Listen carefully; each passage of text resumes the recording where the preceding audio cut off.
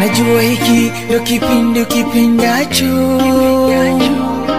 najua sasa hivi upo karibu na radio, labda peke yako au na rafiki zako. Naomba kidogo ongeza sauti ya radio,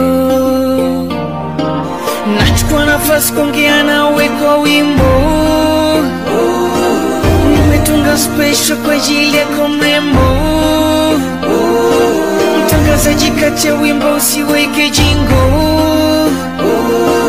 Nimetunga rasmi kwa mtu aliyesingo.